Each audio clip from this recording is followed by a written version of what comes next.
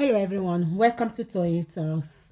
Welcome back to Toyitos. To all our beautiful subscribers, we say thank you so much for staying with us. If you're new here, we are so happy you find us. Please don't forget to like, subscribe, and hit on the notification bell so you'll be notified for more upcoming videos.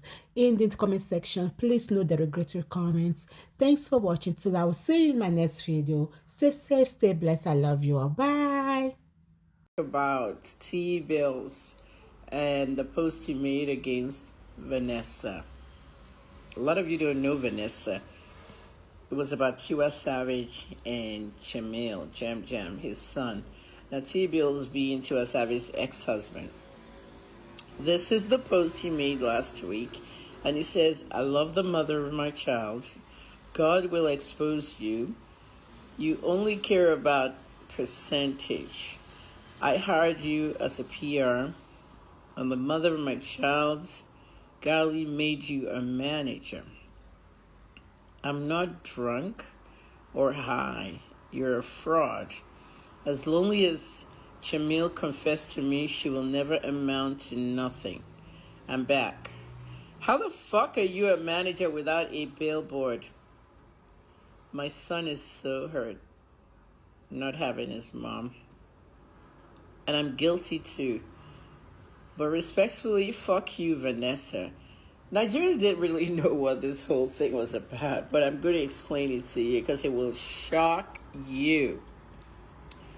I don't know Vanessa personally, but I know her very well in the industry. Some of you don't know that I've been in the music industry for 31 years in America, in Canada. Let's go to the American side. Okay, Vanessa Amadi is an Igbo girl who grew up in the States, worked in the States, a good professional PR person in music. I don't know Vanessa's educational background, but for PR, I attended Goucher College, Maryland, and I've done 25 years of music PR for many, many big artists. In fact, they were upcoming and they became big. The likes of Sean Kingston, Nicki Minaj, Drake, many. Campaigns, press releases, whatnot. I've done a lot of PR things. And I know Vanessa being one of the top ones, right? He has two famous clients, one being Davido and the other Tiwa Savage. And to me, technically, Vanessa has failed those two. Why? Because she doesn't really know the aspects of PR that should be known if you actually went to school for it. Because there are many publicists out there that didn't go to school.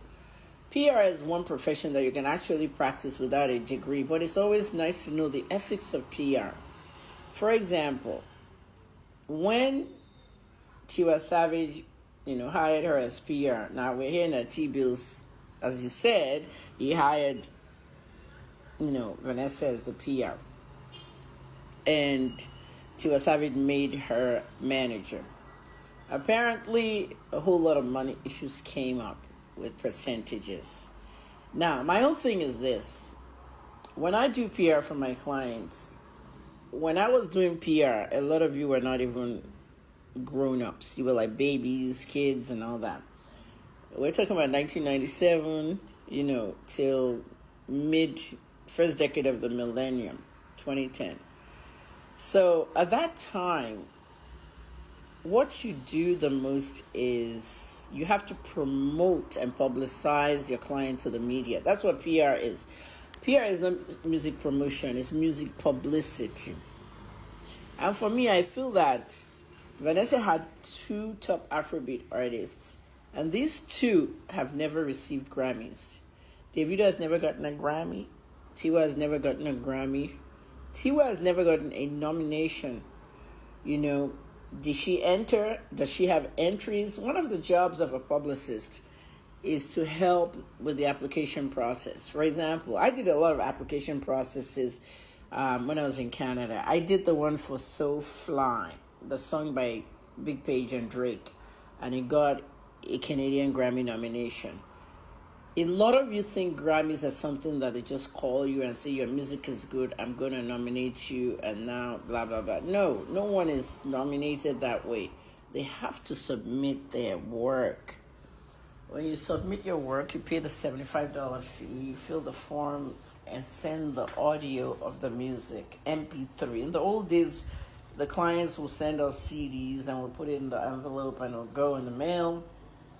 Now it's just MP3, you can attach it to the online form and all. At the end of the day, we always tell our artists to mix and master the songs well, because of the Juno judges. Juno is Canadian Grammys. The Juno judges or the Academy judges who are going to listen to this music over and over again with their headphones.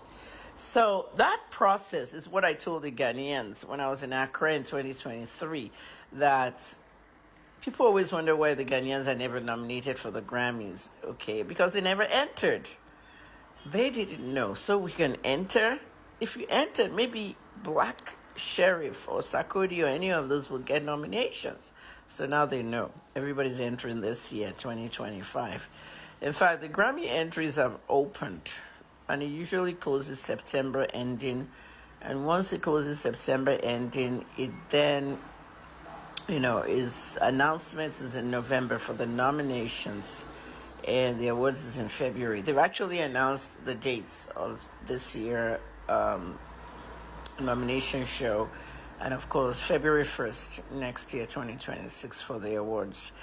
So at the end of the day, I want to attend next year's Grammys. I want to start attending things that I covered, just attend it as someone in the audience. So at the end of the day, what happens to the Grammys is, why hasn't Vanessa ever entered Tiwa's work into the Grammys? You remember when Davido entered his work like 2 years ago? He went to make the mistake of go announcing it. They don't announce things like that. Those are spiritual things, Davido. Nobody ever announces that.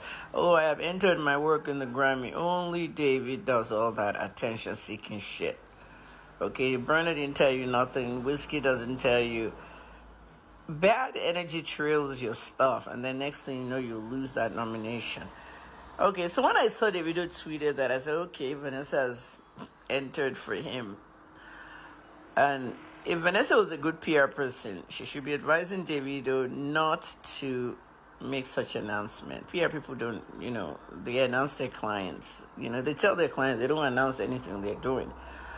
And she hasn't done enough with Tiwa's work. For the body of work that Tiwa has, the number of albums and tracks and whatever, that, best performance and that best world performance and that best world whatever album or whatever, the ones that the Africans usually enter the most. Now we have Afrobeat, best Afrobeat performance. Tiwa should be entering her work, and that's Vanessa's job. So it kind of question, what exactly Vanessa is. I don't know who made her a manager. According to Teebilz, it looks like Tiwa did. But there's still something I can't decipher from this post. God will expose you. You only care about percentage.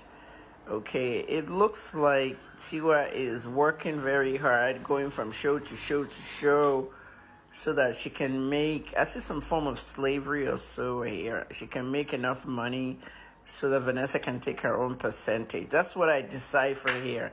And because Tiwa is performing all over the world, tour upon tour, the little boy doesn't get to see him.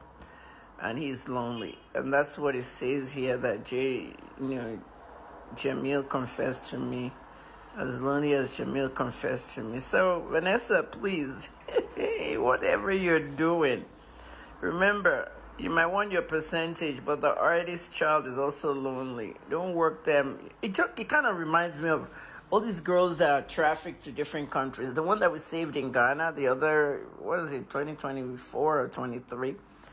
Like, they made her work as in, she had to have sex with 10 men every night to make the money that they used to bring her to Ghana and everything to work. And she told us that, we rescued her, she told us that she was told she's coming to work as in cleaning, nanny, and all that. But when she got there, it was sex work.